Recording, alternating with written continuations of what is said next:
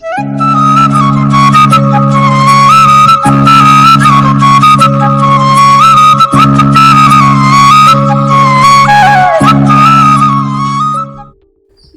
ஒரு அழகான காடு.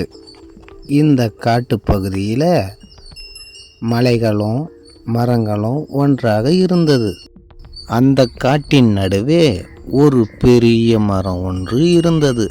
அந்த பெரிய மரத்தில் கௌரிக்காகவும் ஒரு கிளையில் கூடு கட்டி அழகாக வாழ்ந்து கொண்டு இருந்தது.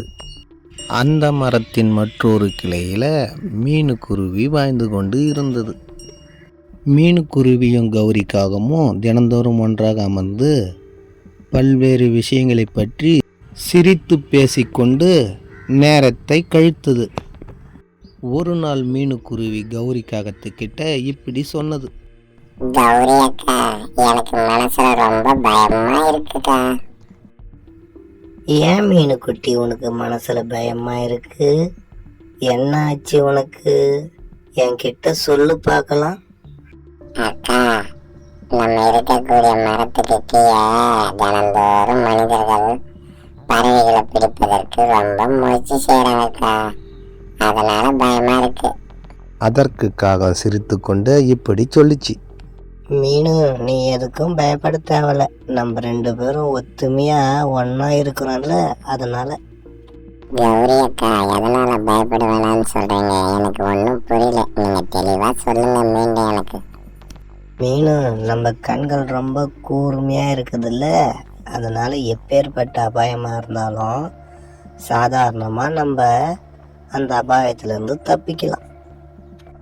மீனுக்குருவியும் கௌரிக்காகவும் இப்படியே பேசிக்கொண்டு காலத்தை கழித்தது. ஒரு நாள் மனிதன் ஒருத்தன் அந்த மரத்துக்கு ஒரு கூண்டை வைத்துட்டு அதில் நிறைய உணவு தானியங்களை போட்டு ரொம்ப நேரமாக காத்துக்கிட்டு இருந்தார். அவர் காத்துக்கிட்டு இருக்கும்போது குருவி உடனே, கடவுளே, இன்னைக்கு யார் முகத்துல முடிச்சுனே தெரியல. எங்கேயுமே உணவு தேடாம கீழே நிறைய தானியம் இருக்கு. உடனே சென்று அந்த தானியத்தை மொத்தம் நானே தின்ன போறேன். இப்படி சொல்லிக்கிட்டே மீனுக்குருவி அங்கேருந்து பறக்க ஆரம்பிச்சது. மீன் பறக்க தொடங்கிய உடனே கௌரிக்காக இப்படி மீனுவை பார்த்து சொன்னது. மீனு, நீ கீழே போவாத, அது வலை. அந்த வலையில நீ போய் மாட்டி கட்டினா அந்த மனிதர்கள் ஒன்று பிடிச்சிட்டு போயிடுவாங்க. கௌரிக்காக சொன்னதை கேட்ட மீனுக்குருவி இப்படி சொல்லிச்சு. கௌரி அக்கா, என்னை மன்னிச்சிடுக்கா. உணவு மேல இருக்கிற ஆர்வத்துல கீழே என்ன இருக்குதுன்னு பார்க்காம நான் போக பார்த்தேன். கௌரிக்காக சொன்ன ஆலோசனையை கேட்ட மீனுக்குருவி மரத்திலேயே அமைதியாக இருந்தது.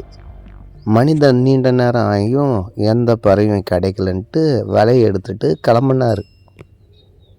இந்த அனுபவத்துக்கு பிறகு மீனுக்குருவி கௌரிக்காகத்திற்கு நன்றி கூறியது. இருவரும் இனப்பிரியா நண்பர்களாக இன்னும் ஒற்றுமையாக வாழ்ந்து கொண்டு இருந்தனர்.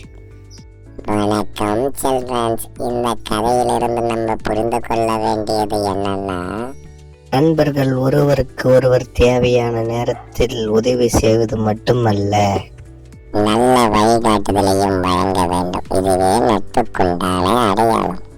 இந்த வீடியோ பிடித்திருந்தால் நம்முடைய EVS கார்ட்டூன் சேனலை லைக் பண்ணுங்கள், ஷேர் பண்ணுங்கள், சப்ஸ்கிரைப் பண்ணுங்கள். நன்றி, வணக்கம்.